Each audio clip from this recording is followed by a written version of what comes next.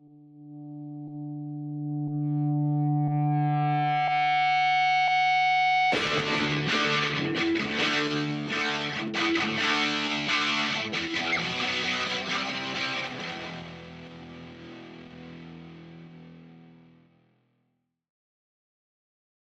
everyone. Welcome to Popcast on the Rocks, episode 167. We're back. It's been a little while, but we do the same thing here as always. We talk about pop culture things that interest us, and sometimes there's whiskey. My name is John, and I'm joined as always by Andrea. How's it going?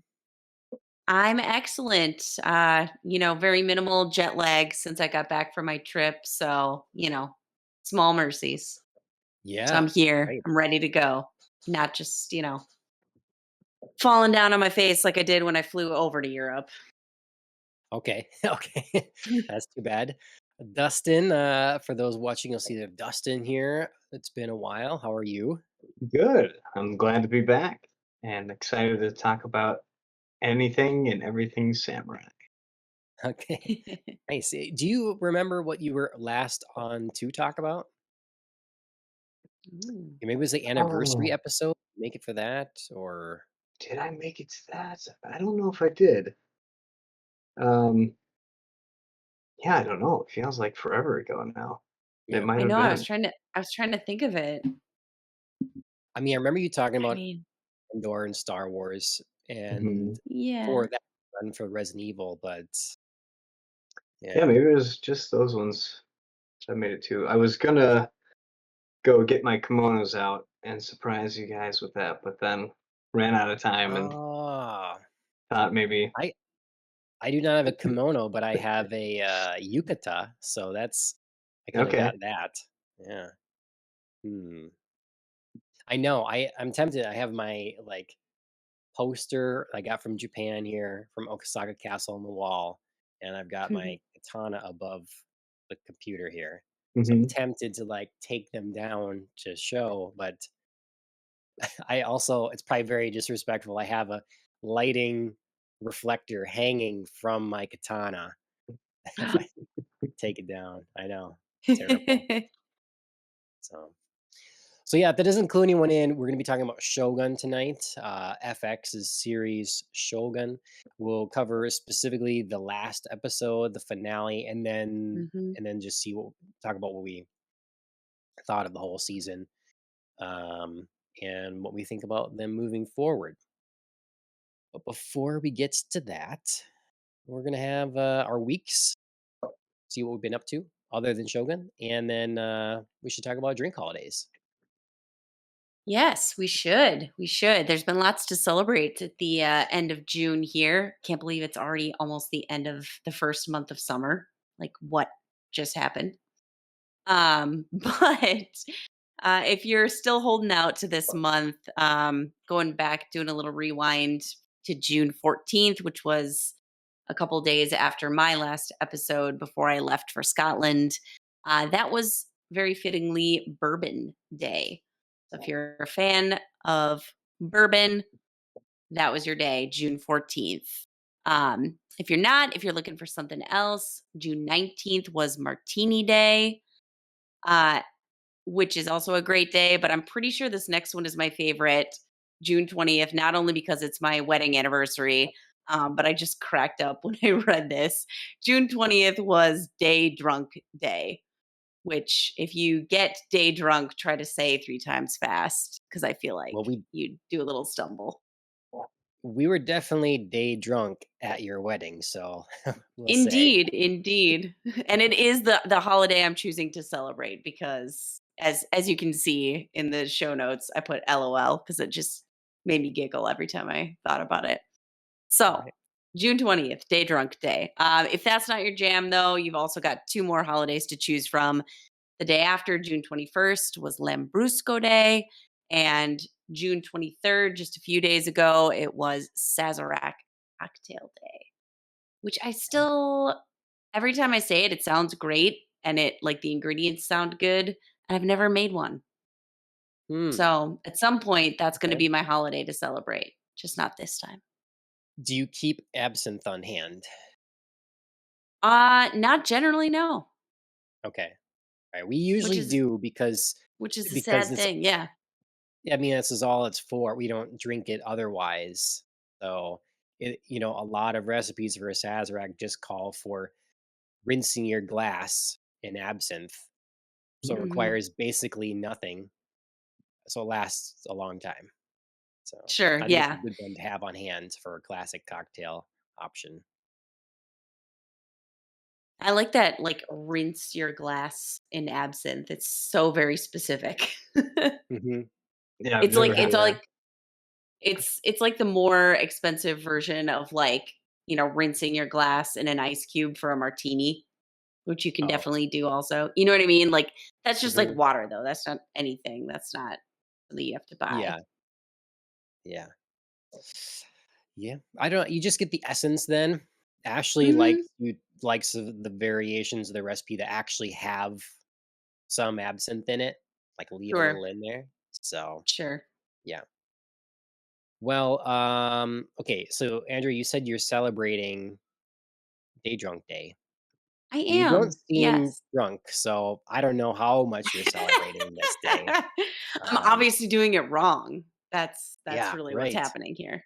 Mhm, So yeah, so I am um celebrating day drunk day with a cocktail that like I would choose to drink to get day drunk, I think. And it's a classic. It's just a margarita. okay, Like that, you alright, know what I mean? That's what I would drink if I sure. was just like going for the day. It's, you know, nothing too crazy, but not like I don't know. I feel like a lot of people might choose beer, but I feel like beer is so heavy sometimes that like it can be kind of off-putting. So, margarita sounded nice and refreshing. I think it's a good call because I think a lot of people probably start their day drunk day with a brunch, at least in our generation, and so that probably means mimosas or something like that, and that can get kinda sweet fast. Right? Yeah. Yeah, I thought about that too, and I thought like margarita was in the middle. Like mimosas can be very sweet. I mean, depending on how much juice you're drinking, unless you're just like spritzing it, with a Mhm. little, just like a dab of juice. But on the other hand, like I said, I feel like most people would think, oh, I would, drink some beer, but that gets me really like full. Like my stomach gets really heavy when I Sure. drink too much beer. So unless Yeah. it's like water beer, Yeah. you know what I mean? Yeah.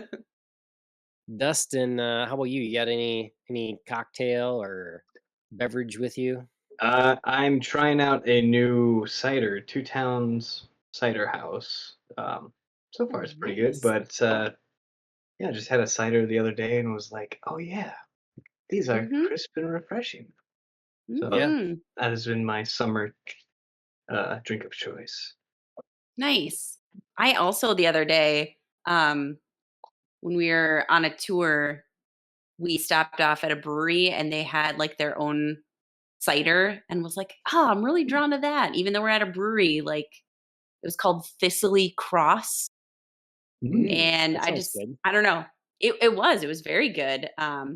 Yeah, and I was just sort of like drawn to the name and the logo on the bottle and just thought like, "Hey, I haven't had a cider in a while." So, approve that choice. Alright. Yes. Well, I have something that is, not for the holiday, doesn't really fit in with any of those exactly, but it is a, thematically, um, valid Ooh, choice. So, it's pretty. just watching. Yeah, so it's called soke. It's like Okay. sake soda. Oh, So it okay. has, water, junmai, sake, natural flavors, sugar, carrot juice, and, Hmm. black currant juice. So That it's sounds really good. mild. Yeah, it's super mild.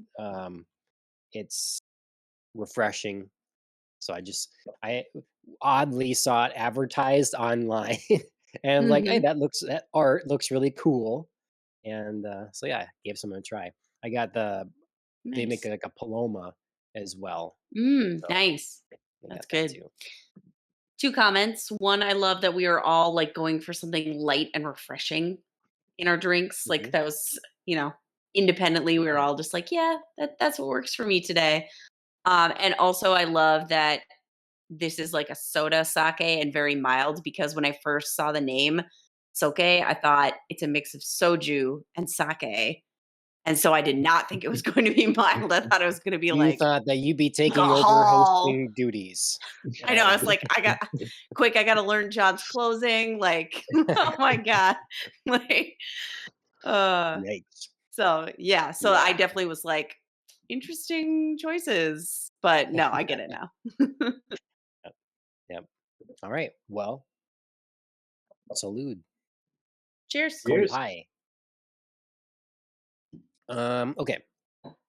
So I'm gonna get into Shogun pretty quickly, but let's hear what everybody's been watching, consuming, playing, whatever that's kind of stood out in the last, few weeks. Or I know Andrew, you've been busy. Dustin, we're Mhm. not sure what you've been up to exactly, so fill us in, Dustin. What have you been playing or watching or whatever, reading? Well, I have been kind of going back through and like watching old movies and things that I've seen before, but kind of with a studying eye, I've been doing a lot of writing and have been keeping up with writing almost every day, every other day or something. So um, I just have been watching things like Andor and stuff like that to kind of remember why I love it so much and like try and pull it apart and see how they craft their scenes. Um, and then I have also been playing a little bit of games from the summer sale on Steam, which is always dangerous. There's a game called Crow Country, which is fantastic. It's like an old school Resident Evil, but it's Mm, done where you can actually like pivot the camera, like it's isometric, but you can still look around, and it's just got such a cool aesthetic, an interesting story, and it's super well designed.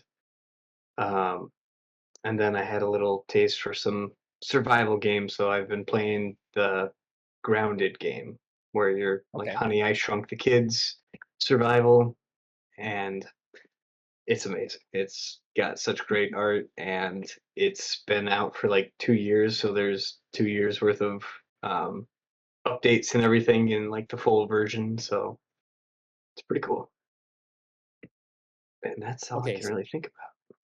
Starting from the beginning there. One, are your is your does your daily writing kind of like you know, different something different every day, or is it towards your project? Is it like just I'm gonna write something random or Yep, well, it's my project. It's not anything random, because I figured either way I'm gonna learn pretty quickly about what's working and what's not. So I've uh, got about 18 scenes in this chapter, and I'm one scene away from finishing, which will make my goal of hitting the end of June, and then I can start outlining the next chapter or episode, whatever. But yeah, scene writing is just like it's hard. Mhm. It's so much work to like get everything refined down to the scenes, and then when it finally comes to making the scene, it's like, oh, and now I have to make the scene itself interesting. Mm. So um, even if I'm not hitting exactly what I want, I'm getting through the scenes. It's first draft. I know that most of it's gonna be revising, so then I can move on Mhm. to the next thing, and it's keeping it fresh. So I'm not getting stuck revising things as I go. And that's my goal, is to just knock out that first draft. Then I can go back through it and tell myself how terrible it is and make it better. whip yourself? How could you Yeah. write that? That's so terrible. I mean, that's like the thing that you do as a writer, or at least as I'm learning from everybody, is just that like Mhm.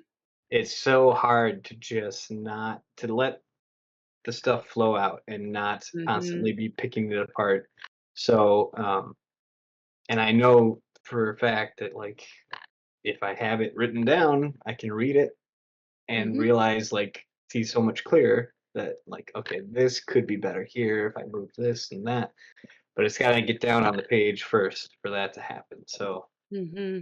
trying to get out of my way and get through the whole thing, and then start the whole process. And by that time, I'll have had plenty of time in between when I've written it to reading it. So hopefully that'll give me a fresh set of eyes. Cool. Yeah, Yeah, Good luck. thank you. I mean, no, I mean, just, from my own experience, obviously, just echoing what you said, like, if you go for perfectionism, especially on the first try, it's paralyzing. Like, Hmm. you have to, it's so hard to just be okay with, like, whatever you write. Yep. That's what it is for the time being. And like you said, you can go back and revise it, but just like move forward. Do not get stuck in like revisionist hell before you Yes. even have the words on the page. It's so hard and it sounds so silly, but it is. It's really difficult. Yep. Yeah, and I've spent 4 years working on this, and it was kind of like Mhm. I didn't really ever want to be a writer. So, because it sounded like torture, like everything in media is always like the tortured writer.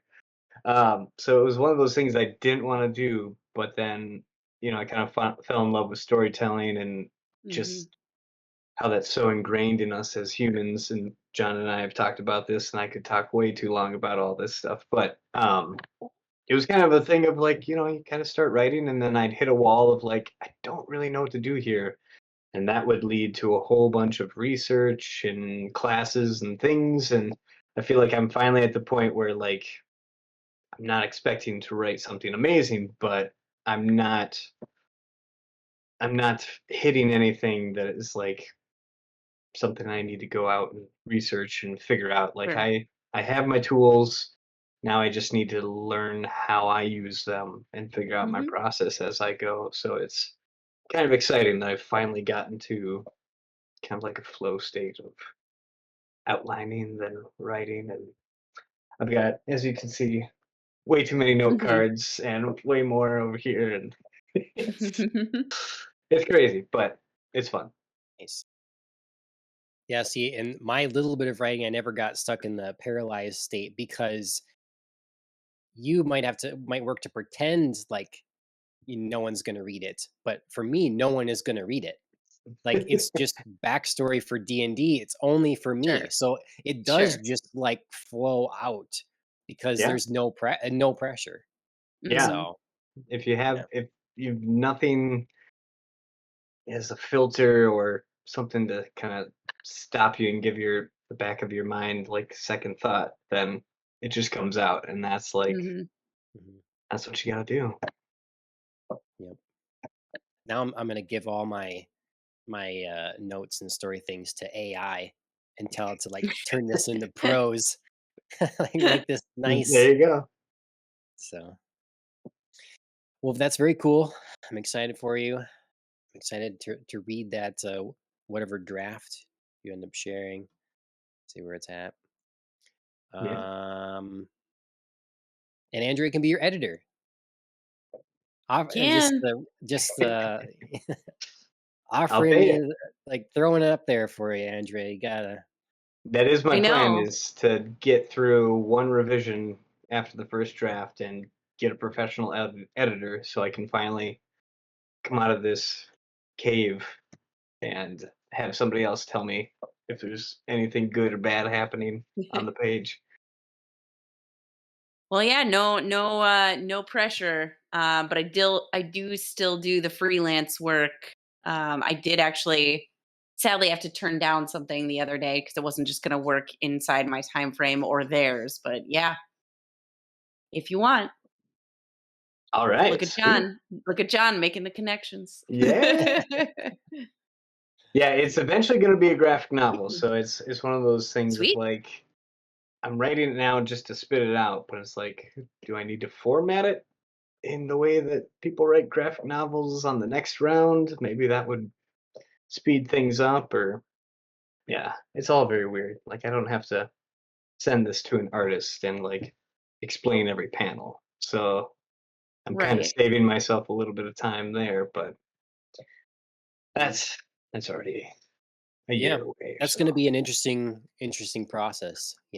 uh, Mhm. adapting that. So, because I've definitely seen graphic novels that are just it's a lot of words. They just putting paragraphs and pages all over the place and things. Um, and I don't know. It's not what I'm usually looking for when I'm picking up a graphic novel. Like there's a balance there. Hmm. It is a visual medium, and I'm expecting this story to largely Mhm. be told visually. Yep. But yeah, Yeah, Yeah, I've I mean, been. Oh, sorry. Go for it. no, I was just gonna say it just, it depends on what you're going for. Because, like, yeah, Sure. like you said, I've seen graphic novels that are a little more heavy on the written word. Like, I was just thinking of one of the graphic novels I taught, When a Monster Calls. And that's pretty heavy in like the book format with, a little more sparsely scattered visual medium. So, yeah, I mean, if you're going for something like that, then yeah, you definitely wouldn't need like the visuals if you were sending it to an editor. But if you're looking to do a little bit more heavy in the illustration, then maybe it would be good to like sketch it out just so for the Yeah. editor's sake, they would have an idea of like what you're looking for to be on the page with, Hmm. you know, like proportionally. Yeah, I did do kind of like a test of the first few pages o- with what I'd already written and trying to like figure out if I could tell the story if there wasn't any words like based on what I'm reading. Start with a Sure. silent film and then add in things, and hopefully that would help kind of pare down stuff because I think the it's a talent and a skill to be able to like cut until you can't cut anymore, and that's when you really get like Concise, yeah. the good stuff. So I'm Mhm. hoping to do that, but I know that it's easy to add too much. So we'll see. But yeah, that might be the next draft. Like maybe the revision draft would be just going through and kind of doing test pages with it to see Mhm. if I'm keeping good pacing of exciting page turns and all that stuff. I don't know. It's all yeah, very interesting, and it gets me excited to get to that point to test it out. yeah. Nice. Very cool. Very cool.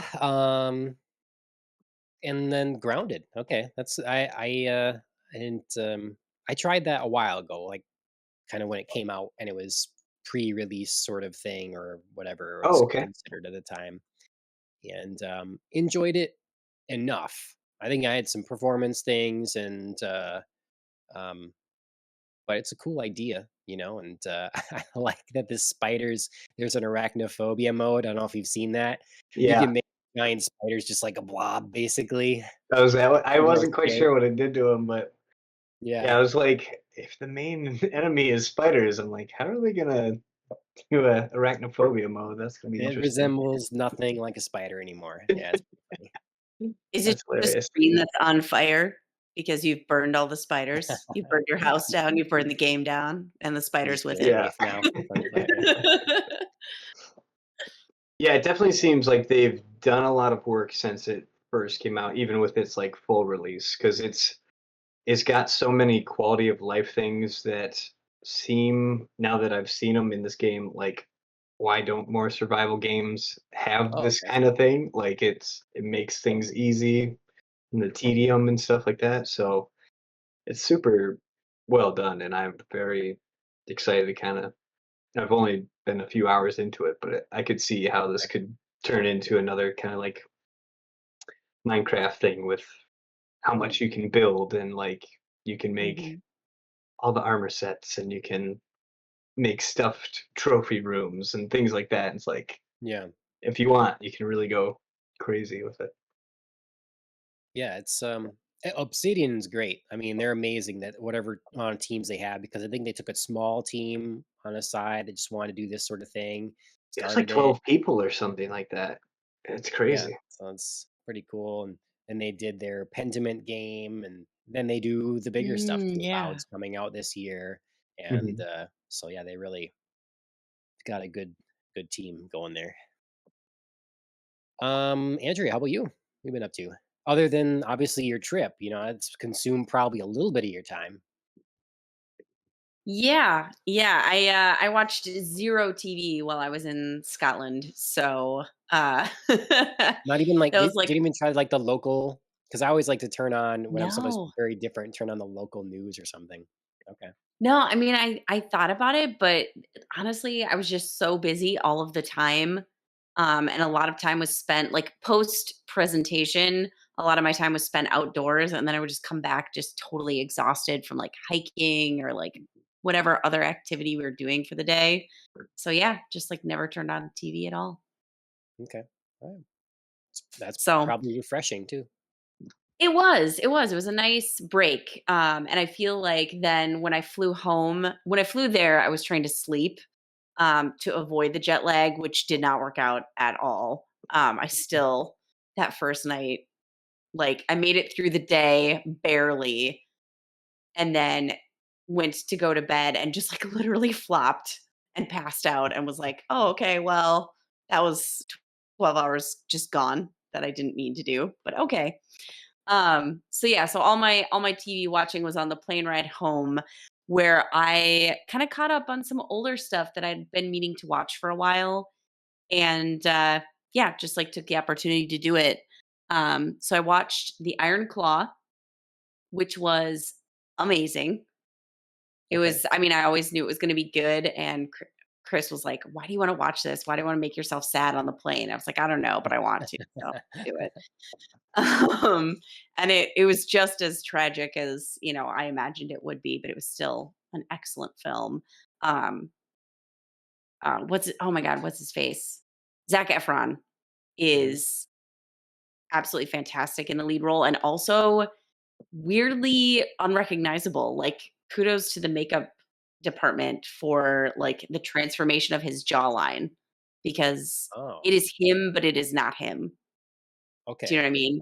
Went that far in, like, prosthetics or whatever for him. I didn't Yeah, notice. I mean, it's just enough to, like, square out his jawline and make his face a little fuller and not as defined and, like, sharp as it normally is, so yeah, it's kind of eerie to, like, look at him and just know there's something, like, a little bit different, you know? Like, you're like, Mhm. "You're you, but there's just something." So, yeah, kudos to Like the makeup department. I know that's, like, a like very random thing to note. Well, Alan shared this thing here now with us that's about his jawline getting weird all of a sudden. Says Zac Efron explains Oh. why his jaw suddenly got really, really big. Even the actor's mother called to ask if he got plastic surgery. Well, see, okay, so And it looks big here, but it still doesn't look like it did in the movie. Like, it's still even, like, huh, square and fuller. So I don't know if, like, there's we'll have to investigate. oh, he broke his chin after a running accident. Interesting. That's what I'm seeing, like, the last part of the I can't get it's locking me out now. I have to like sign in or okay. something to read this. So Well, whatever it is, he looks, like, definitely different for that movie, and it works to, like, make him not, like, teenage, High School sure. Musical Zac Efron. Oh, So yes, I really enjoyed that movie, and also Jeremy Allen White from obviously The Bear and Shameless was amazing in it as well. So okay. and then after that, I wanted something a little bit more lighthearted, so I watched the first episode of Resident Alien, um, and I really enjoyed that. So I will definitely be continuing with that show. I Now love the main actor in that. What did you say? now you're on the boomer bandwagon. I feel like this I think I Why? mentioned that on here. This is the thing that like somehow the marketing caught the attention of everyone our parents' age. It was like, Resident they don't watch Alien? those things. Yes, yes. My parents, in-laws, they don't watch the same things, and then all of a sudden they're both like on this show. Like, how did you even hear about? Where did you hear about this? I just started watching it too. Yeah, I'm Yes. reading it somewhere that Thank you. It's something that I've seen like come up with clips in like shorts on Mhm. YouTube or something. I'm like, I Yes. I remember hearing about this when it first came out forever ago. I don't even Right. remember when it was, but yeah, I love Alan Tudyk, if that's how you say his name, and yeah. it's Well, great. It's does the great job of like balancing hilarious, far-fetched with like some caring, like interesting characters, Mhm. and yeah, Nice. I'm loving it. Completely agree. Completely agree. Yeah, I loved the first episode. I just started the second. So I was like, yes, I'm so glad. After all this time, I'm like circling around to it because yeah, I love Alan. I'm not gonna even try to pronounce his last name. I love him as well. I've loved him since A Knight's Tale way, way back. Mm, Oh, was that before? What was that yeah. space Firefly? Oh. Was that before Yes, Firefly? Oh, That's yes. where I They was were they're introduced to him. they're close, but I'm pretty sure A Knight's Tale is first. Okay. Yeah. okay. I So mean, see, I Alan I says, also watched him in Firefly, but I was introduced to that later, so maybe that's my own personal, like, mix up on the timeline, but Sure. yeah. Yeah.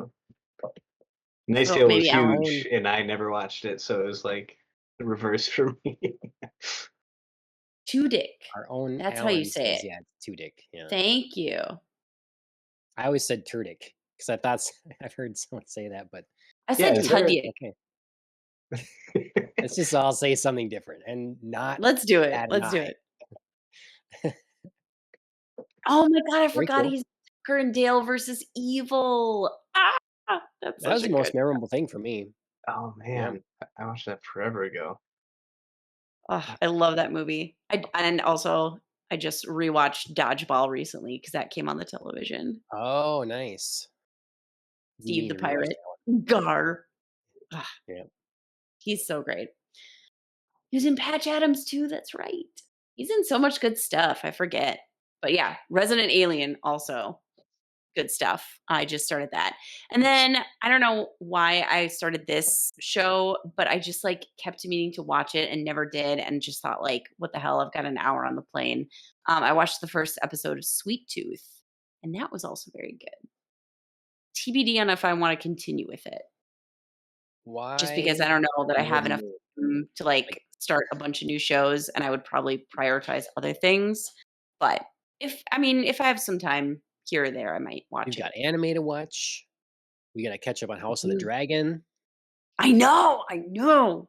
Oh my god. I'm just like I'm seeing stuff everywhere on X and I gotta like stay away because I'm like, no, it's gonna ruin things. So far Yeah, I've been able to like dodge pretty major spoilers, but my luck's gonna run out getting on I that. know. Agreed. Agreed. Um, Dustin, did you watch last season of House of Dragon? Hot D. I made it halfway through, E. um, like right when they were doing the time jump. Um, Okay. Mm. I really don't understand why I stopped. What it was that Is it the kind of time like jump? no, like I didn't know the time jump was gonna happen, and I just like Okay. stopped on that episode. I It was is enjoying it. off-putting, so like, Yeah, it I is mean, off-putting for, like, the first episode, and then, like, you can start to get over it, but yeah, the first episode, we were like, "WTF, terrible, terrible choice." yeah, I think I'll like it once I get back into it. It's just one of those things I just haven't picked up yet, and I don't know why. No, if Um, it makes you feel better, Chris literally just watched on the plane ride home the last episode of the first season because 'cause he'd okay. watched Mm, all of it with me, and then he couldn't watch the last episode, but I had to for the podcast. And Um, then every time I tried to get him to sit down and watch it, he was, like, weirdly resistant. He's like, "No, no, like, I don't want to now." And so he finally just watched it. He was like, "It made no unscripted. sense because I forgot Yeah. everything, but I watched it." Perfect, perfect. Yeah, I'm sure if Yep, I jump back into it, I mean, I feel like I remember some stuff, but it was like sure. I think I was watching it, and then I was just like, just this is like diet Game of Thrones. I want to go back, and I think I Sure. started watching Game of Thrones again because I was kind of doing that thing of like I need to like study these things, and I know that I just really triggered something in John just now because he made that face. But it's not so much this diet Game of Thrones, but it was just it wasn't it wasn't giving me those vibes that I got from like those first few seasons of Game of Thrones when it like really pulls you Sure. in. And I was kind of hoping that that was gonna be what was going on, but I need to. It's one of those things where like now that I know what to expect, I can go back in and appreciate it for what it is, which is Mhm. why I've kind of quit like listening to things about stuff before I see it or even trailers Sure. and things because I feel like if I go in with a preconceived notion from somebody just saying one thing of like, wow, that was crap, then there's always that slight Yeah. Mhm. tint in the back of my Yep. mind to what I watch. Totally. It's tough for big things to completely avoid. Mhm. If you have any sort of online presence, it's like I had that with Furiosa, and Mhm. Mhm. getting different reviews from people online and um, just no spoilers or anything like that. They just say whether they love it or not, Yeah. love it or hate it. And it just sets an expectation one way or another going in. And it does make a difference. Mhm. Even just like scrolling by a, a thumbnail of like a YouTube video, and then you'll see they'll do something to it and make it look like they're stupid or whatever the Yep. reviewer's like in the thumbnail, and it's just like I didn't want to know your opinion, but That might not be their opinion, that might it's be that's the true. clickbait thing, it's to get you in. Yeah. But it's Yeah. like reverse clickbait if you don't wanna know. You know what I mean? Like, now it's like I Right. see your face Hmm. and I But if feel it's like I like, know, but I really you didn't wanna know that that. or really you did, like one way or another, like how could you Mhm. think this? And then you watch it and like, oh, you kind of didn't, okay, or whatever. Right. But yeah, okay. Oh, well, I won't. I'm excited you're getting some different shows in there, Andrea, and Dustin, let us know if you pick up House of Dragon again. I I gotta think do I will now that you guys have inspired me to get back into it. okay. Do it, do it. I've been My, uh, I've been trying to watch a little bit of the Acolyte too, without watching or listening Ooh, to all the vitriol around that. But okay. yeah, Yeah, you have to that's let me know when you're done with that or whatever. What your yeah. I what your thoughts are. I have not watched that show, but I just wanna, like, quickly say that, like, the vitriol around that I see has just gotten to, like, I don't know, I feel like ridiculously insane levels. Like, it's just so much. It's just sort of, like, exhausting to, like, see it. Hmm. Do you know what I mean? At this point, I'm just like, "Can we just be done?" Like, if you don't like it, please stop belaboring that. Yes. I It think is that just sort of, like, hit too much for me, and it feels exhausting every time I see, like, another person be like, "Ooh, I get a chance to hate on it," and I'm like, just I'm tired of hearing about it. I definitely have to like pull back from certain things when it's just like, well, okay, I've heard this. Yeah. I know you don't like it and all that sort of thing. So I don't get mad that it's there. Just like I know when I don't need to hear anymore. That's just sort of Um, where I'm at. I just feel like it's sort of, like, thrust into, like, my feed, and I'm like, "I just don't wanna hear about that anymore." I'm very tired of that. Yeah. I understand it from like one perspective. You're gonna have people that they know they're gonna be able to get views and make money off of this. So like I understand that. And the other aspect of it is everybody is coming to terms with the death of Star Wars at different times in different ways. And so like you get waves where there's one thing and that's the final straw for someone. And then so you're Mhm, going to see a lot about it. And then you get another thing and that's the final straw for someone else. And this one hit more normal people, like more normies that are like more casual Star Wars fans, also were out with this. And so I mhm, think it's Mm. just exploded because you've seen a lot of hardcore people been out for a while. Like myself, I gave things more chances than it deserved. But Book mhm, of Boba Fett was it. That was the Oof. last straw. mhm. And so other people, a lot of people, it's this. This is it now. And so Yeah. it's cathartic.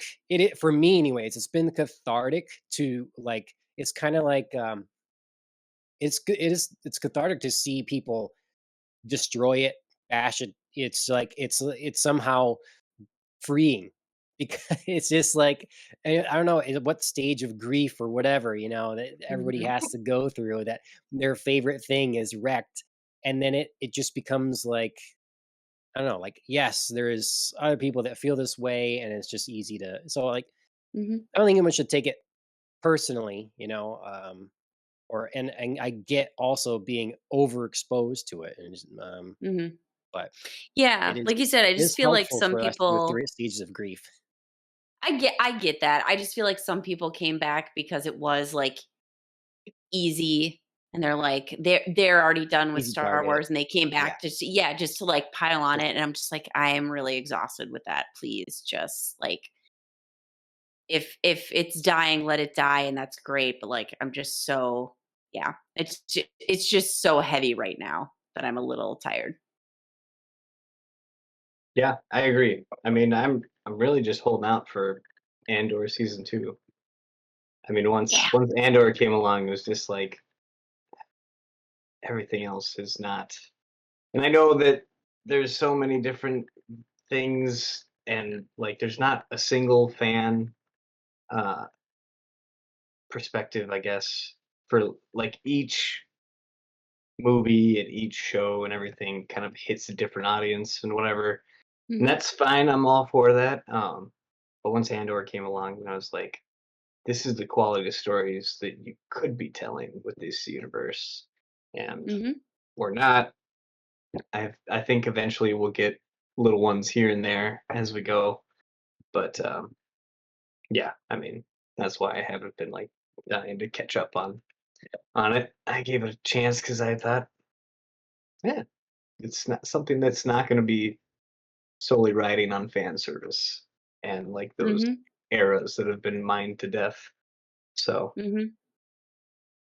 I think Andor season 2 will be like it's not fair to say it's the swan song because it's already dead, but I think it will be the last good Star Wars thing for years. I think eventually they'll have enough and they're like we can't spend another $600 million on a movie or what we just can't.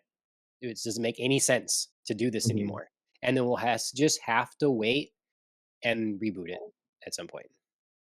Like, Mhm. I think that's the only course that they can feasibly go down at this point. They have to say, "All right, Star Wars pause for a decade. We're starting over. The other stuff was the other stuff. This is the new stuff. That's it." And I think that's the only path there because otherwise they're gonna spend again $500 million whatever on a Ray movie, and people aren't gonna go see it, and they've lost more money again. mhm. People won't watch Andor because enough people have had enough, and it'll be another sad thing. Like Andor season 1 could have been a big deal if it was the world was in a healthier place. I think people have been ready and super excited for Andor, and Andor season 2 will be like Raised by Wolves for me. Raised by Wolves, great show. We got 2 seasons. Apparently, not enough people watched it, and we'll never get a conclusion. And that's it. So, Well, at I least with know for Andor, you'll get a sure there. conclusion.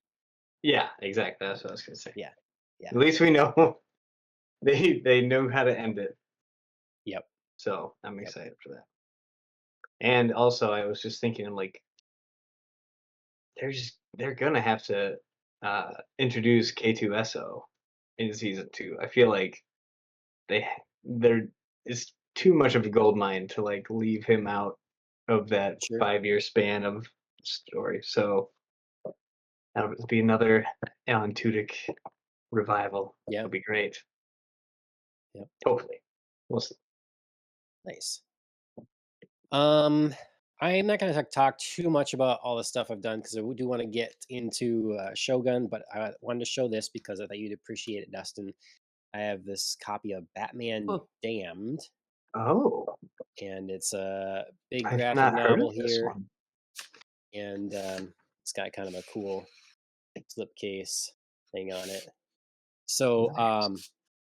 it is by I think his first name is Brian Azzarello. So of 100 Bullets fame, and I've read some other Batman that he's done as well, but this is a standalone, sort of not in the main line of stuff. And the art is very detailed. Let's see if I can find something just to give you an idea how this opens. Here's Batman. And it is basically a Justice League Dark story. It's sort of Mm. it involves some of those other characters. So like John Constantine is a main character in this, Oh, interesting. Mm. and so it's very dark, very horror sort of thing. It gets a little like spiritual and creepy on things, and yeah, I hadn't heard of this, and my horror friend group suggested it. Um, and oh, here's a cool spread. So Nice. When did this yeah, come out? that's it's not that long ago. It's part of DC Black Label. Um, let's see, 2019. Okay. So Yeah, I hadn't yeah, heard of it. Interesting. but it's good. I don't prefer what they did to Bruce's parents. I guess is my probably biggest complaint. Kind of add some detail. Um, I guess to create some more drama, and it ties into um, a sort of Bruce as a kid sort of talked to, say, like a spirit or something. It's kind of made a bad deal, and so that sort of kind of comes back to bite him then, Hmm. um, in his adult life. And Mm. the book is opening with the Joker having died, and people are saying Batman killed him, and Batman saying he didn't do it. And so the story is revolving around that. So Hmm. Mm. it's a little, again, it gets a little mystical or a little, whatever. It's kind of, when the right word for it is, um, definitely again, out feels like outside the regular Batman continuum. It's its own story, so they can kind of be spiritual or do whatever they want with it a bit. And but yeah, it was a fun read, good art. It's pretty cool collection, and I would just I've been Dustin, I'm very hopeful for your comic book because I've been reading a lot recently and just continually disappointed a lot of the time. I can't wait to Um, continue that No streak. pressure. No pressure. look, there's just I mean, I've faced the reality that a lot of comic books are written for kids, and so I understand that. But there are also ones that clearly aren't. But the writing ability is, it Mm. seems. So um, those things need to meet, and we have like adults now that grew up on comic books, loving them, but I don't know, they still write Right. in the style for like a 10-year-old, but the content thematically might be kind of older than that. So Mhm. I don't know. So Looking I for was not happy that was doing okay. YA comics. Yeah. Right. Hmm. Yeah, I wonder if they think that it's just gonna reach a wider audience if they're shooting for that, even though they have grandiose ideas that might be something beyond. But I don't know. Lazy exposition to me is there's no reason to have that other than like I'm lazy, I'm writing for children, they won't notice. That's it. So, yeah, you know, but yeah, Batman Damned, cool one. Give it a shot. And then I just want to say I finally watched Top Gun Maverick. I saw that. I Um was so excited for you. holy speaking of damned, holy hell. Like that's a damn good movie. Um Yeah, it I is. I put on the headphones, I cranked it way up, and yeah, it's had me on the edge of my seat. I'm just like, holy hell, they don't make movies like this anymore. Like this is it had me. It had the emotional elements. The pacing was good. Mhm. Um, Mhm. the action was fantastic. The story's not Mhm.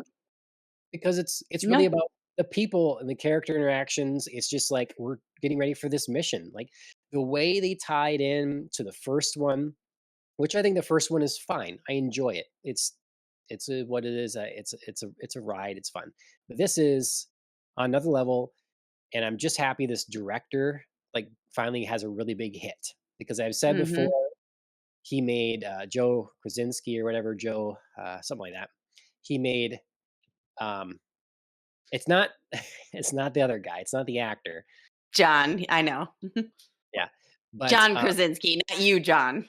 yeah, but, he did Tron Legacy, which I love, didn't do well at the Mhm. box office, and then Oblivion, which almost no one saw and was amazing. So, now he has this one. Great, great, great, great, great movie. So, I was very surprised, blown away. Yeah. I it's one of those movies where I saw it like I remember us discussing like the scores that came from like the early audience like testing and stuff like that and just like oh my god like it's just getting this like crazy high approval ratings like 97% or whatever like how can it be this good and then going to see it and being like yeah it's that good like it's Yeah, just it's shocking when a movie lives up to that yeah, yep, Well, and it's it really does. Christopher McQuarrie, the guy who writes basically all of the Mission Impossible movies now. yep, Mhm. He and like works with I think Tom Cruise just has him on speed dial anytime he's like on a project. He's just He's like, I like, "I'm think gonna we make a need movie." another He's like, writer. "Okay. Yeah. Yes. Yes." And Tom Cruise does something crazy. All right, there we go. yep. Yeah, Alan shared here, Joseph Kosinski. Had a little bit wrong there, but yeah, Oh, sure, yeah. very good. And Macquarie, yeah, it's. Did you see the latest Mission Impossible yet, Dustin? Okay, all right. I didn't think It's so. I okay, I thought, haven't either. I'm sure it's gonna come out either cheap or right before the next one comes out. So I'm hoping that it does anyway, and then I can finally see that yeah, and go see the movie. The Mhm. okay, second one, I mean. all But right. yeah, I'm just we've discussed how much I've grown to really appreciate those Mission Impossible movies. yes, yes. Um, either you ever tried the service Letterboxed? No, what's that? I just signed up for it. It's Letterboxd spelled as it would be, except you get rid of the E before the D at the end. And it's basically a way to track every movie you've ever watched. And it's really a really nice format for it. You set up your profile, asks you to pick your top 4 favorite movies ever, and then you can create lists, follow other Ooh, people's lists. that's a You know, job. yeah, they'll say best of, this or this kind of genre or this sort of show, like, or yeah, if you're really into Sure, samurai movies, other people like maybe most underrated samurai movies, like whatever. It's like a social network in that fashion. Create your own lists, and then you can review everything. Say if you've liked it, you can write detailed reviews, share that or not, whatever. So my horror group, some of them are on that. I just signed up, and okay. I'm like, it's a lengthy process of me trying to remember every movie I've ever seen. Um, some people just like the diary element of it, so they just start fresh. Okay, when I see a Sure, new movie, I say I saw it on this date, put it in there, and say what I thought about it or whatever. So sure. then you can see your It friends sounds are like watching it or whatever. Goodreads, but for movies. Yeah. Yep. hmm Except it So, feels and looks better than Goodreads. Goodreads is sure. always like very sterile and like, I don't know, clunky feeling. But yes. Okay. Anyways, sidetrack. We should get on the Shogun. Shogun. We should. FX's show.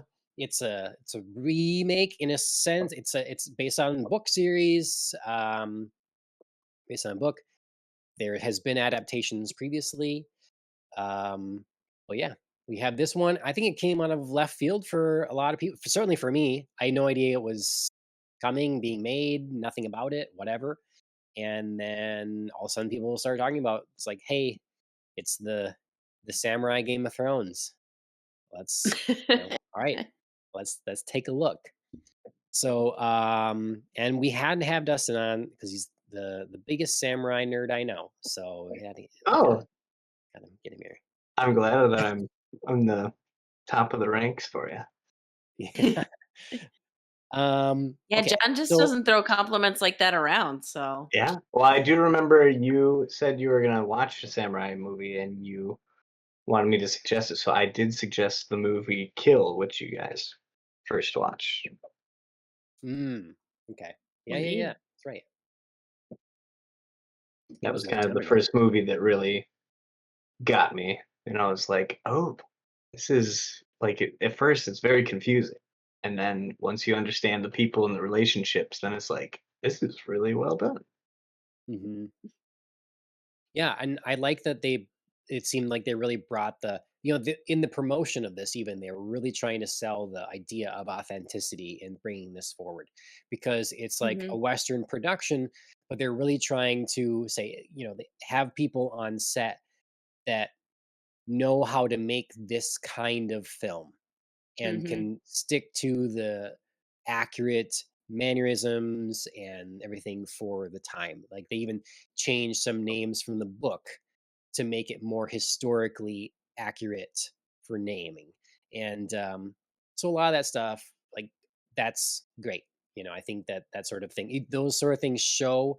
It's like a game like Ghost of Tsushima, like high praises and marks from everyone from America to Japan. And when you're approving, getting the mhm, approval of them, then that's great. So this show, I mhm, think that was a selling point for me.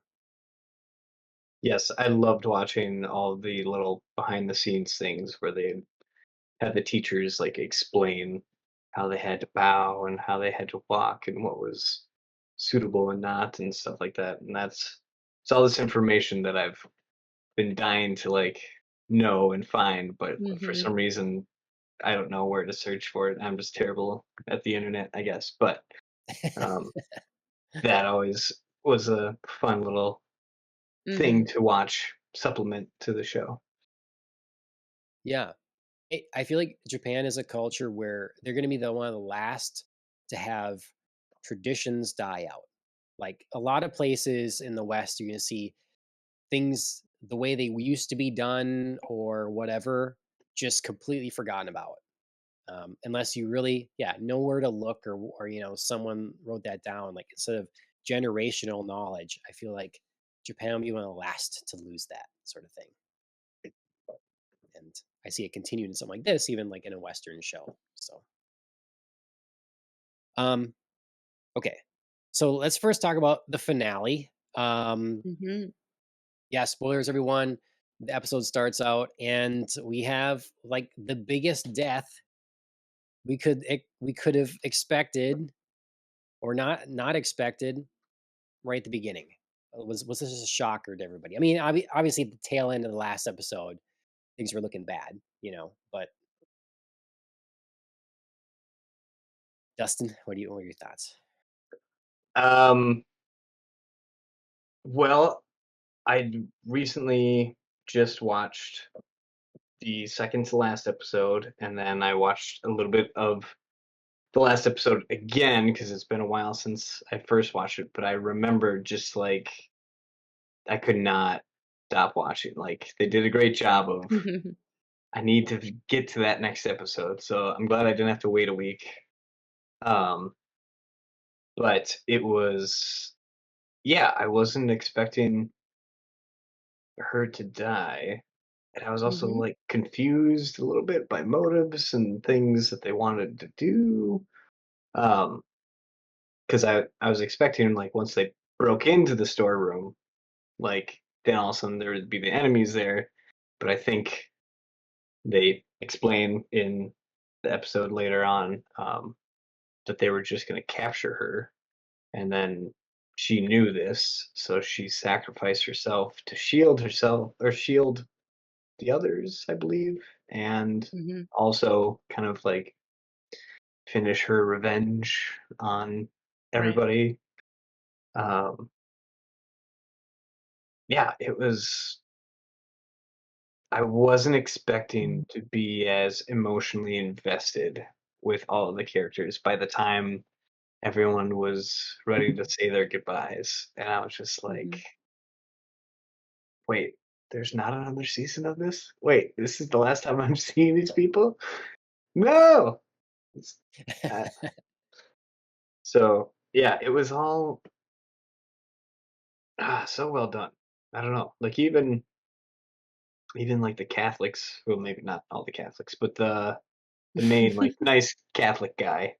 Uh, he, I don't know, I just like enjoyed the kind of like little meeting that he had with Blackthorn oh, Yeah. and I don't know. I'm gonna start rambling on about the rest of the episode, but I mean it was shocking for sure that she died, and I still am not quite sure if the flash forwards of him being an old man were true or like Mhm. visions that he was just having while he was drifting in and out of consciousness. Sure. Okay. So yeah, interesting you bring that up. Andrea, did you expect, that this death, did you expect the betrayal by Yabushige? And then what did you think of the Yeah. flash forwards? Sure. So I'll start with Mariko's death. I did not believe it for like a majority of the episode. It seemed, I mean, in the direct moment, it seemed like it happened, but then suddenly we were past it. Like we never after that initial moment of like Blackthorn holding her and her seeming dead. Suddenly we were like, okay, she's gonna have a funeral. Okay, now it's past the funeral, like, do you know like, it all just, like, moved really quickly, and so I was, like, immediately off put and sort of suspicious of, like, is this another ruse? Is this, like, Yeah. Toranaga, you know, Extra plotting trying to make plan. some Yeah. yeah, like, just something's happening where, like, it seems like she's dead, but maybe, like, something else happened, I don't know. So for a majority of the episode, I was sort of, like, maybe waiting for another shoe to drop in that sense, and then Yeah. by the end of the episode, I was convinced, okay, it's like it really happened, like, all of these other things, were triggered because of it, and it was, like, part of I was explaining at the end, you know, like, her death now allows Lady Ochiba to switch sides, which also seems a little suspicious, but, I'm maybe buying it in, like, some sort of long game. So yeah, at the beginning I really wasn't convinced, but by the end of the episode I was, firmly in the okay, we've got to mourn and let go and move on. Um so yeah, that was that by the end of the episode I was sort of in that stage of acceptance, I guess. Mhm. um for the flash forwards, random, very weird, random. Again, the only way I could sort of make sense of it in my mind was using Tornaga's soliloquy at the end of the episode, where he's talking about the fate of the Anjin and how, I think it's his fate never to leave Japan. And so maybe it was like this weird like juxtaposition of like, aha, actually he will leave Japan, or, like we're trying Yeah. to show some sort of I don't know, contrast to what Toranaga believes there maybe, but it just seemed really random. I didn't get it, especially to start out the episode. I wasn't sure what the point was. All of our other time travels have been backwards, not forwards, so it seemed really weird. It seemed like a weird thing to be like, you were really given this piece of, this artifact here by someone from Japan. Like it didn't tie into me in any sort of logical sense. So it was really difficult to watch those flash forwards. And then Yeah. also watch them while he's like clutching across, knowing at the end of the episode that he like lets that go in honor of Mariko. Yeah. Again, weird. It just didn't seem to tie. together. So does that lead into the possibility, like Dustin saying, of some sort of in his mind thing? Yeah. It really didn't But it it would be wasn't such a weird played that way, vision. but It would be yeah. such a weird vision to have. Like, you think you'd envision other I have things than, like, your grandkids just Mariko. being like, "Hey, like, did you really go to Japan and you got this thing?" Like, that's what you would envision? I don't know. Yeah, I don't understand that. I really Yeah, that it would just it my seemed biggest very thing. strange. Yeah. You brought up a good point with Lady Ochiba and sort of this plot hinging on that. So that that was, I guess, I mean, how confident, is Toranaga that this is what's going to happen, or is it really like I'm taking a gamble because it's all I have left? Mhm. Because yeah, that does seem sort of, It's a great question. tenuous. That she's Yeah, like, "Suddenly, I don't care about my father's murder, now I'm just gonna, like, start caring about Mariko's." Like, what?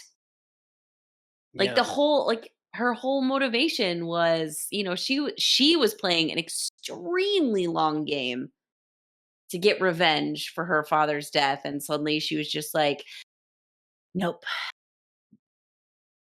we can't abide the murder of Mariko, Yeah. childhood Who friend.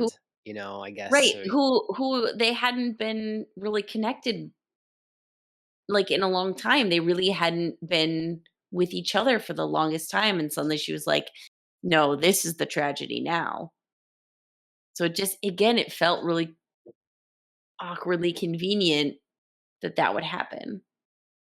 it Mhm. did seem like there was something missing. There's like an element that I would assume was maybe in the books that adds on to make those things a little bit more plausible, but Right, perhaps it was kind of structured in a way to be like that last second to last scene with Yabushige where he's like, "Don't you see the future?" And then he's Yeah, explains how it's all gonna happen, and they need that to be the big reveal that it all worked. So like, right. because yes, I did feel that too. That this episode was a split for me of like trying to catch up of like what am I missing? Why are these people doing these certain things? Um, and then being sad that it was the last episode with these Mhm. characters. So it was like it's bittersweet and confusing at the same time. Yeah. It This episode really didn't feel like a last episode. It Hmm. felt like a season last episode, but it didn't feel like the last episode. Hmm. Yeah, I wonder if they had planned for the season two and then just realized that we got to wrap this up. But I don't know. Mhm. I'm not so aware of the the books. the public facing statements were, "We're not doing a season 2. We're doing a season Mhm. 1. That's it, because that's what there is. That's what the story is to be told. That's what there is. That's Mhm. the book." Then the show was a big success, and they said, "Well, we're gonna do a season 2. Oh, We're gonna they do season did say, oh, They're doing a season 2, now I'm confused all but over this again. is means they're going out on their own now. It's not Yes. based on the book. Yeah, They are continuing their stories and writing it themselves. I'm scared. So, for me, yes, for me, it's like people are asking for a sequel again to bring it to this Ghost of Tsushima. Well, no, this is about a samurai on Tsushima. That's his tale. Like there Mhm. isn't a two. It would have to be Ghost of some other island now. And like, what's the point? What's the point? It's like, well, the first one did well. We can make more money on this one. That's the point, not like a creative point. So Right. I'm worried that we have that here.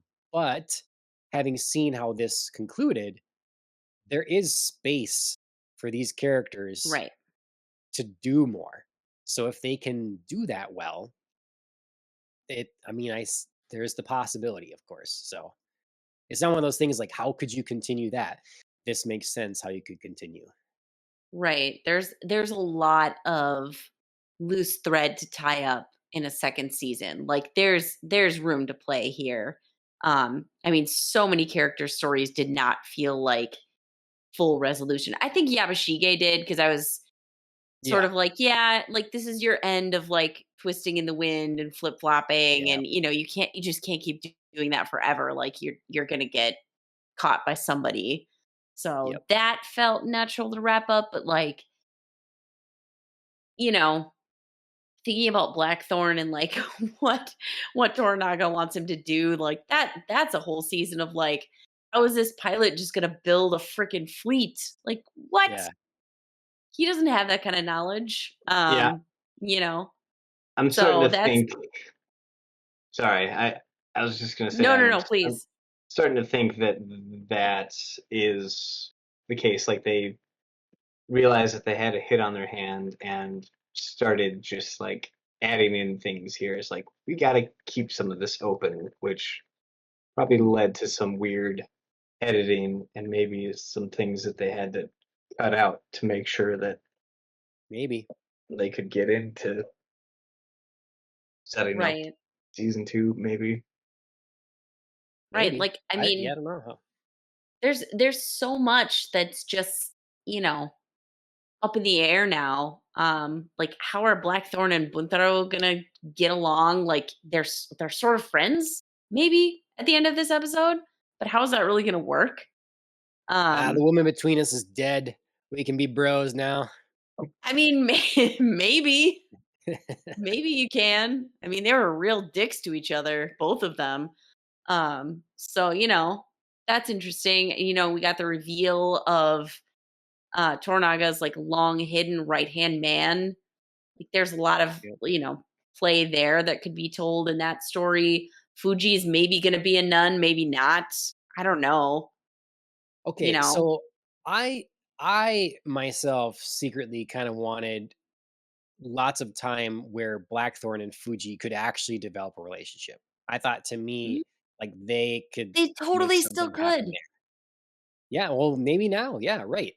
Because I was disappointed. Gonna be, oh, we're gonna be a nun. I thought it would make sense. Okay, Mariko, she's gonna fix something up with her husband. They're gonna whatever, or they're both gonna be dead, something like that.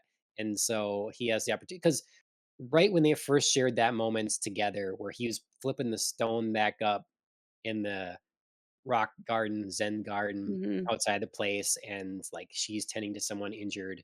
We talked about Andrea like being a nice moment. Right Hmm. then, I'm like, yes, you two form a bond, and have each other's and they did like have each other's back at different times when she's defending his guns and stuff. It's like, yes, this Mm, Hmm. is this is love it. good. Yep. Yeah. Well, and That now was he's like helping her move on. In Yeah. his way. Putting her husband and her baby to rest. You Yep. know, there's genuine emotion there, and like it would be it would be very satisfying and very interesting to like have them explore partnership, especially because I was so like, oh, Mariko is going to be the person, and so it definitely was a surprise to have her seemingly actually die and have Yeah. her not be you know his Japanese wife. Yep. yeah, that's Okay. that part in the canoe got me pretty good. Like the music Hmm. hit just right, and I was just like, Hmm.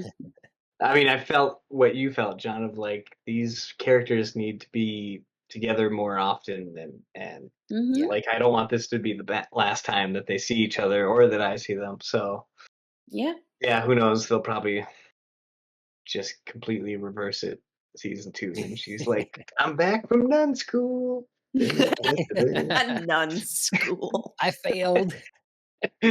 I Flunked out. Yeah. I mean, I Uh, kind of appreciated her like sticking to her guns when, she was like, "Nope, did my service. This is not what I want." You know what I mean? Like she yeah. went into this just absolutely dreading it. And I like that feeling changed, but I sort of also Yeah. liked that she was like, "No, I'm done now. Thank you. I don't need to do what you say. You can't order me around anymore." So it is nice that in the sense if she does stay somehow, it'll feel more you know, Yeah, her real. choice. It'll Yes. be her choice instead of just like, I order you to stay. Oh crap. Well, I guess I better obey you. That's true. That maybe this is a necessary hurdle basically to Hmm. make that relationship work nicely. Hmm. Um, I have to say, Also, selfishly, oh, sorry. go I ahead, was gonna go go ahead. on a different topic. So if you're wanting to stay on Fuji and No, no, Blackthorn, no, please no. do. All I was gonna say is like selfishly for threads that aren't tied up, um, I definitely want to see more of the like religious clash here of the Christians and see if like, Blackthorn reviving a fleet is gonna revive his interest in, his original mission. And then also, very selfishly, I want to see Rodriguez again because he is my favorite. He's Yeah, he's great. hilarious. I love him, and I want to see him again. Mhm. Yeah, I mean, we obviously can talk more about this final episode if we want, but like I want to overall, it just kind of makes me think of the strong moments of this show are these character moments.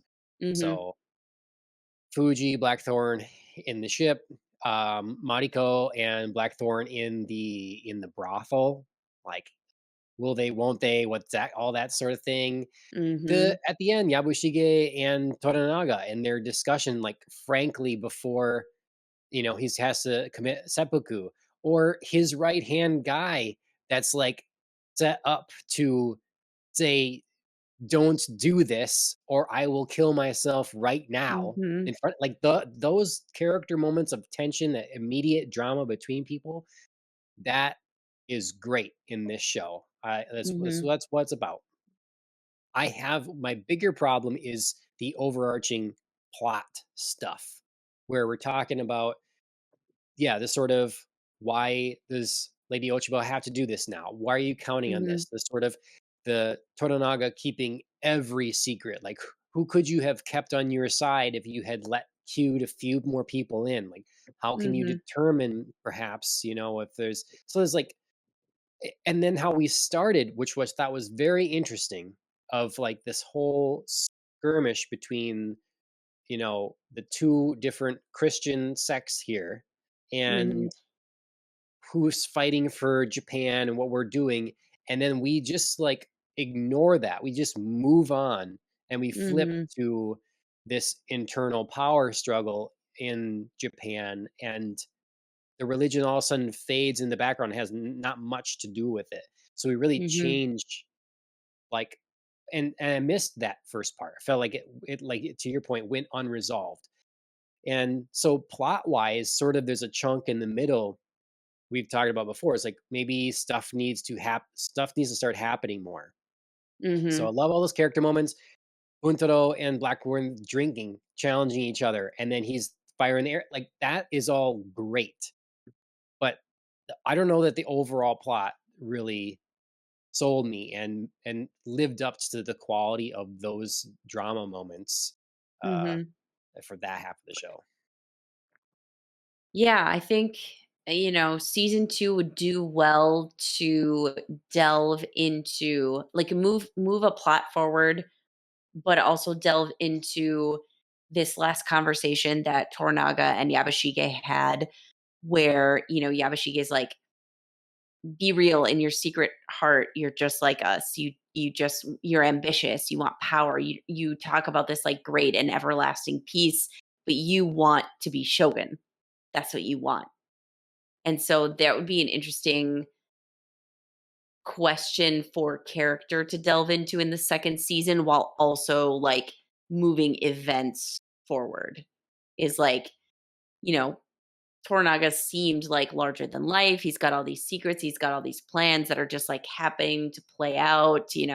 Yabashiki's like, oh, what's it like to direct the wind, and be this like all powerful? But it's like, is it in service of this really noble goal? Or is it just like, I really want to lead Japan?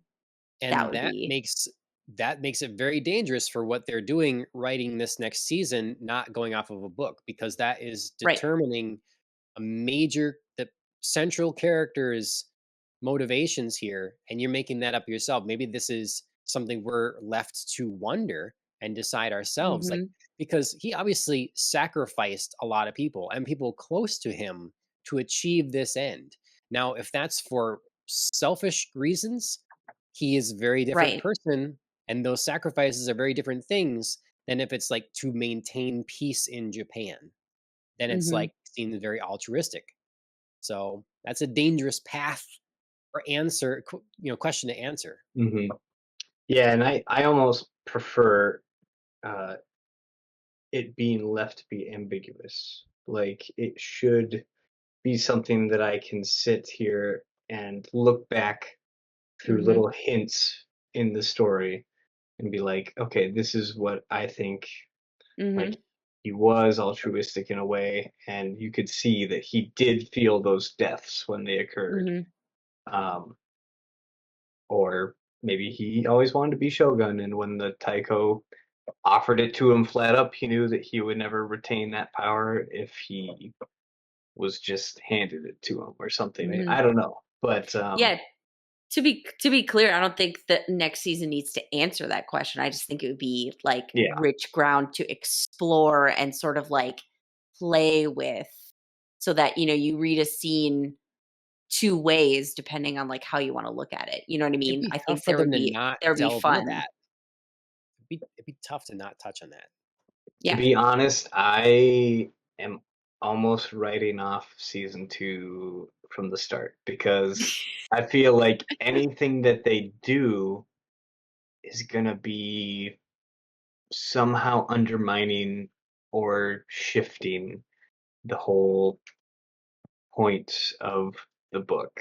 Like the message and everything that he's however many years it took him to construct and write and everything, and they're gonna come up with something in 2 years or something like that to continue it. And I think it's gonna I just don't know where they can go with it that it doesn't reflect back on all these things in season 1. Like Mhm.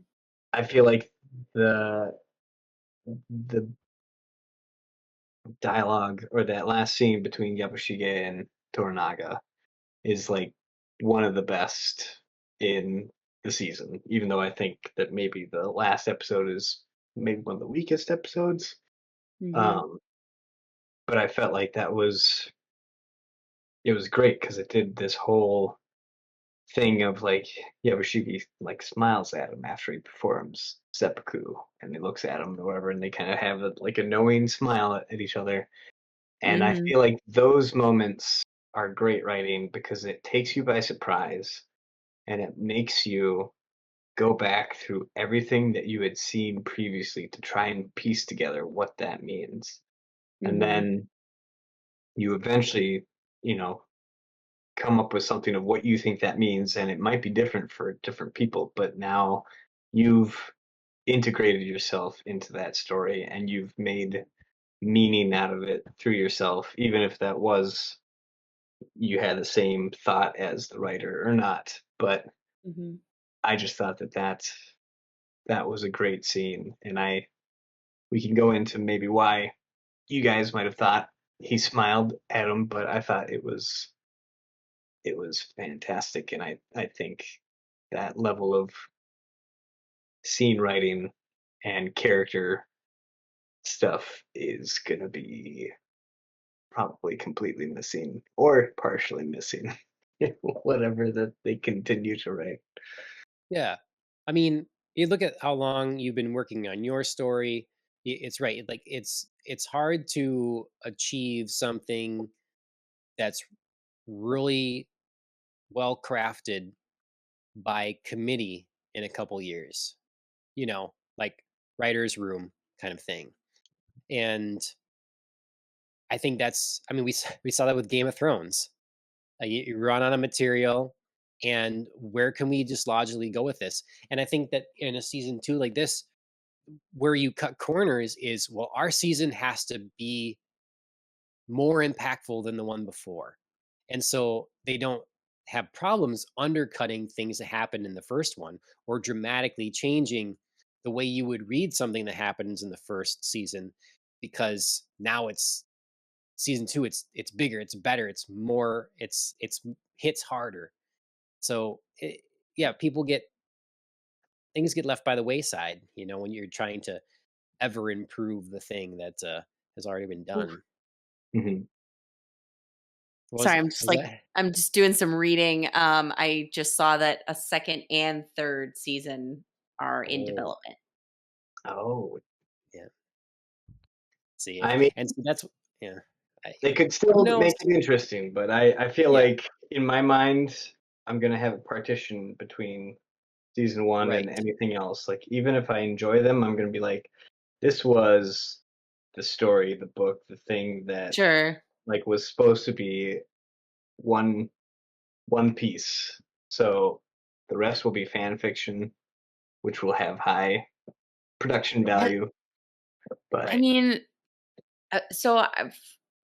for myself, I haven't read any of the novels. Have you guys done that at all? I have not. Okay, because I know this is part of like a 6-part series, like an Asian saga. But yeah, Okay. I think So is Alan had there mentioned is before, they take place years apart with different characters, to my okay, understanding. Mm, okay, So, okay, interesting. So I was yes. like, maybe like if maybe there is there's something we can like draw on here, like if there's anything in any of the other books that maybe they can like play out. see, and that would really ruin its authenticity if like next book takes place in China and they want to pull elements from Well, that yeah, yeah. and put it, I like I all said, of a sudden. I haven't read any of it, so I wasn't sure if like any of it related to one another. Yeah. So Yeah, I here, don't know. yeah, I'll share the thing here. Okay. Novels all center on Also, Europeans and Asia together explore the impact on East and West of the meeting of these two distinct civilizations. okay. Were you Also, say also? I just want to mention there was a Shogun the musical in Oh, 1990. Oh boy, I gotta find this. I I kinda love it and hate it at the same time, and I don't even know what it is. so here, the internal chronological order. Shogun takes place in Japan. Taipan takes place in Hong Kong.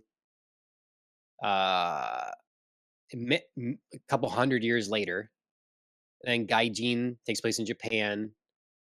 King Rat, Japanese POW camp in Singapore. Mm, Noble House, Hong Kong. Wind Whirl, Iran.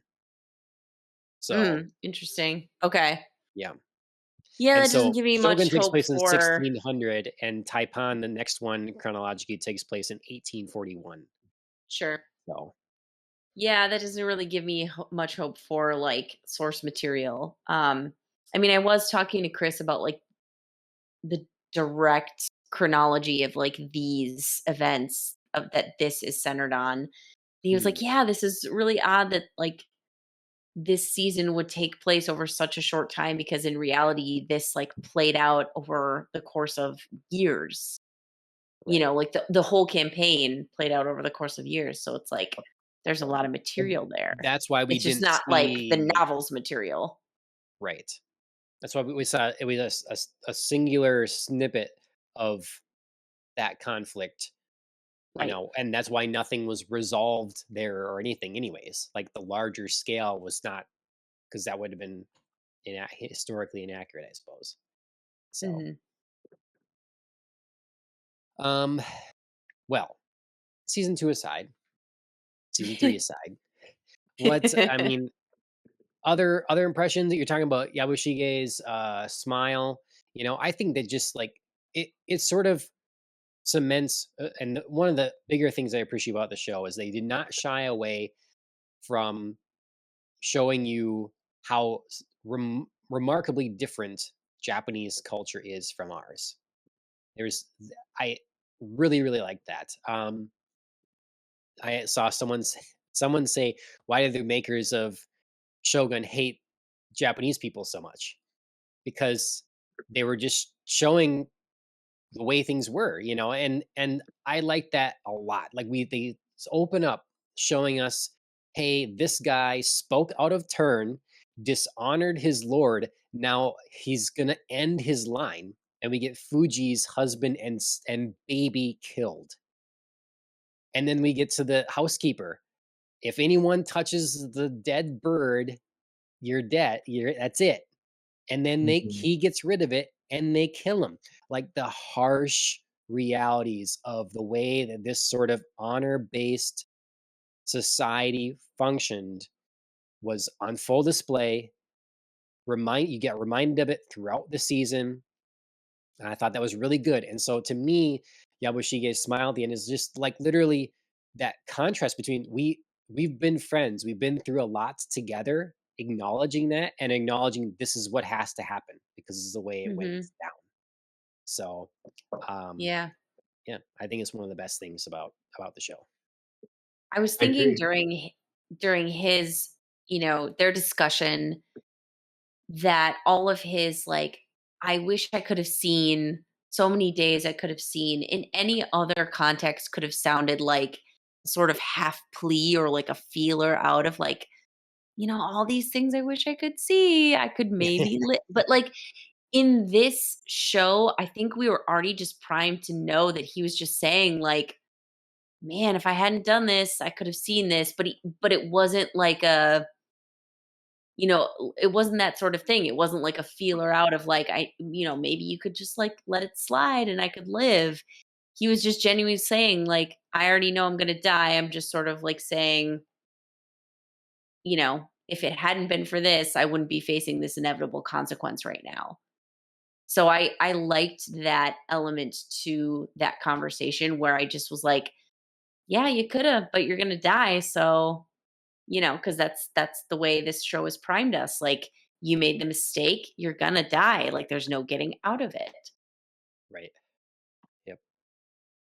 Yeah, I thought that was the perfect way to end their relationship and Yabushige's arc with they started Mhm. off super strong in the beginning with showing like this man is obsessed with death and when it will come to him. He's like torturing people to study how they handle death.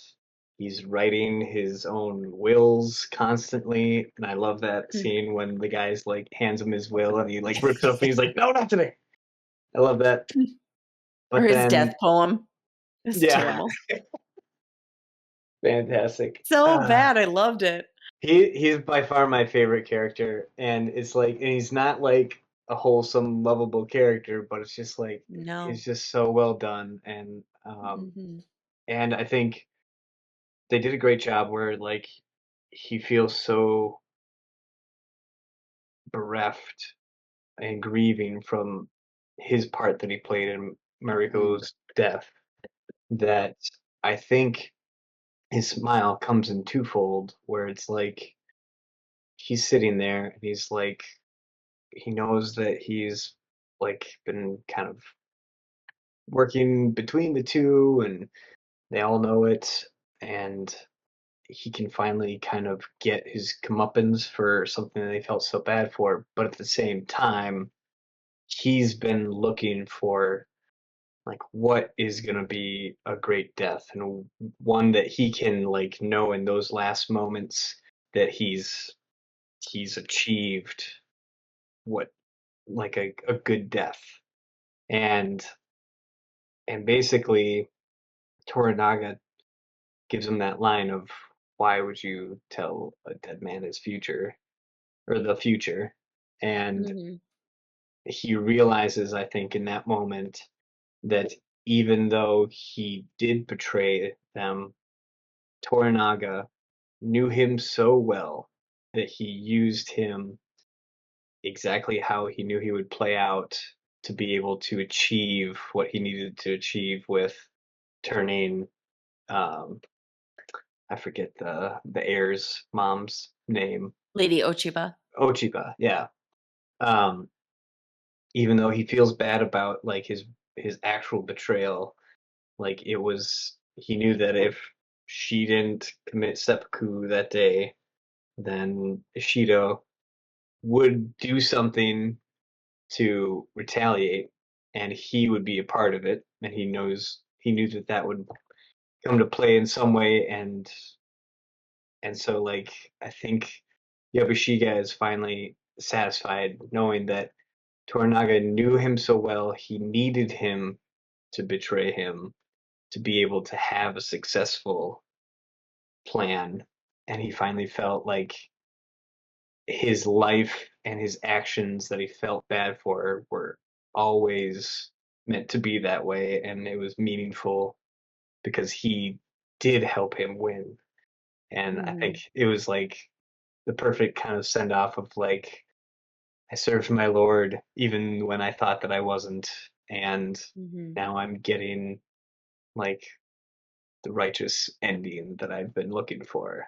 And I just thought that that was so Mhm. fitting for his entire arc throughout the season. So I'm very happy with that character. I just felt like that was perfect and even more interesting by the end Mhm. than maybe Blackthorn was, at least for me. Yeah, Yeah, I have because to Blackthorn say, sort of stopped developing after a while. Like it for a mhm. while, it's like, what's he doing? you know? Yeah, it really kind of, I think when he finally meets his crew and then like knocks that guy out and then realizes like he hates who he used to be and just like keeps on pounding him. Like that's kind of where he stops and he's like, I'm not that man anymore. I'm part of Japan. Then it just kind of seems like he's drifting and just watching Mhm. the things happen. I guess he does have the whole, trying to prove to Toranaga to leave the townsfolk alone. Yeah. But Right, right, but it takes a while. We're getting towards the end of the season before things mhm, get interesting for him again. Yeah, Mhm. where he gets involved. Yeah, because I didn't think, I thought it was interesting his whole coming out of like, I'm using you. Like I was wondering how much of that was trying to get this out of him, trying to sell that idea versus how much of it he really meant. I mean, Mhm. coming into it, I understand, but as time went on, felt like he had a growth and a respect that developed for Toranaga and all this stuff. So I'm like, are you just reverting back to how you when you landed here initially, what you were saying, just to like get a rise out of him, or is mhm. this how you still really do feel? Because it just doesn't Mhm. feel that in most any other sense. Yeah, I think it was one of those situations where it's like he's trying to get a rise out of him, and he's saying maybe what he first believed he was doing, but I think his actions have proven throughout the second half Mhm. of the season was that he was no longer the sailor, not a pirate as he was. Mhm. Right. Yeah, I really hoped that it was just I'm saying what I think will provoke you in the moment because him saying like I'm your enemy, I fed you a bunch of shit, about Right. this conflict. I was like, "Ah, that really undermines like a really cool part of the first part of the season where it was like this huge revelation of like the Catholics are really taking advantage of you. They have this port over here, they're doing this, like, and Tornago was just like, Yeah. you know, that was a whole key piece of, the first half Mhm. of the season and why he needed him and why, like, he was like, I need you to tell me more of the goings on of the world. And so I really didn't love the way that if that was truthful, it would undercut some major plot points. So, Yep. But I feel like if it was truthful, like what is he getting out of telling him that? Like our Right. dialogue should be in service to our actions and goals and what we're trying to achieve. So then it's like if he's just so upset that he just decides to tell him the truth because he might die, then I don't know. I feel like it had to have been to just seek death. Provoke him. Yeah. mhm. Okay. Well, I initially said 10 o'clock. Let's be done with the podcast 10 o'clock. It's definitely past 10 o'clock. Um, do we have any other things that must be said? Obviously, we could go into more specifics, but if there's anything that you really want to, like, I've kind of said my piece about the entirety of the season. How I like the plot to me, the 5D chess. I'm not sure the unresolved main things. I'm not sure that I appreciate that as much as others didn't think it was as strong. But I really was in it for all the character moments and those the Hmm. intimate drama things. I think it was fantastic. It was something that I've been wanting for so long, for like just good design, good writing to show Hmm. this kind of world and these kind of characters. Um, I was hooked on the first episode and continue to be hooked all the way till the end. But that last episode did like kind of throw me for a loop, and it felt like I was trying to figure out. I was going, I'm like, does this make sense? Why this would happen? These people would change their mind.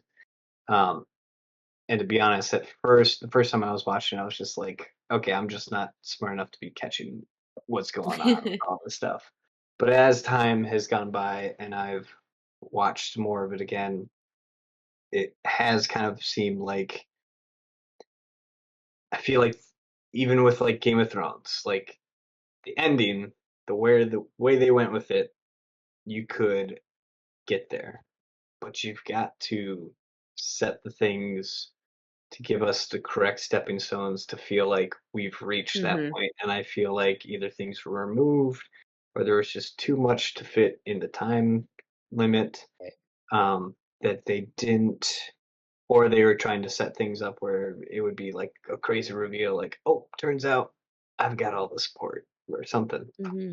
Um, but there was something that was misfiring a little bit, Hmm. and but it was a little bit glossed over with how much I cared for these characters and was sad that this was Hmm. the end of it too. So it was, I'm not sure what they could have done. I don't know what the books are like, but um, overall, they did an amazing job with this show, Hmm. and I I will watch other seasons, but Hmm. I will probably think of it as like a alternate universe if it was to continue. So Mhm. Yeah, your point about the something, they want to be it to be a big surprise, but that's the trick, isn't it? To have where it's a big surprise, but when you go back and rewatch, you you s- see where yep, it all lined up. It's like, exactly, oh, Hmm. of yeah. course, and I don't, yeah, maybe I'm missing that, but yeah, Andrea. Yeah, I think I'm mostly of, Dustin's mind in that, I started watching this and was hooked right away. I was hooked, through episode 9, and then this season finale was just a little helter skelter, a little like the only satisfaction I felt was really like Yabashige's arc tie up that all felt, you know, like right at the right time, right moment, all of that. And then everybody else was just sort of like, that's odd. That's a little different, or, okay, like I could see where we're taking you, but that's not really like Mhm. a satisfactory conclusion. Um, so yeah, so this was definitely the finale was definitely the weakest episode for me in terms of, holding my attention, holding, I think, the tension and plot point that the season has built. Um, the only other moment that I really thought, kind of came as a satisfying surprise was in this conversation between Tornaga and Yabashige. Um, and Yabashige was like, "Tell me how this is all working out, and tell me what's happening next. Is it Crimson Sky?" And Tornaga was like, "Crimson Sky's done. I already did it." And I was like, "What?" Like, I was just sort of a little like, damn, like, tell me how you did that. Like, we had this whole build up to what Crimson Sky is, and he's like, no, I did this. And so that sort of for me was playing into that, like Toranaga is playing like 5D chess, and he's got all these moves planned out, and that to me as a viewer was actually a very satisfying surprise to be, thinking like, yeah, tell me more about Crimson Sky. He's like, I already did it. So yeah, I'm interested to see kind of where we're going next season now that there is, a next and a next. Um, Yeah, to see if some of this can be carried into an interesting tension next season. sure. Very cool. All right. Well, I'm sorry I drug us out too long before show talk. I hope you got your pieces in about Shogun. We can certainly always do a follow up. We need to do more episodes that are just aren't about anything. Dustin, you can just come on. We'll get whoever we want. Just we can take up plenty of airtime just on You can whatever we've just been workshop your doing. graphic novel. Yeah. Oh, I love it. It is samurai, so it'll fit right in. Yeah. Look at it's very appropriate. And Mhm. that's another reason why I'm just like I'm studying this show. Like I know it's so accurate. I've got to like figure out all these details and just Yeah. love it.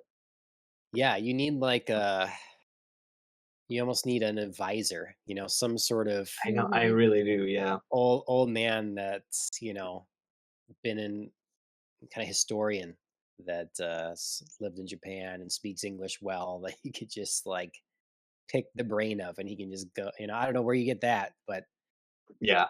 yeah. Yeah, it was a long time ago that I realized, like, okay, I need to stop worrying about being historically accurate on everything. This is just going to be like an offshoot of like Yeah. my version of samurai and things like that. Maybe not even technically Japan, but this is something. Right.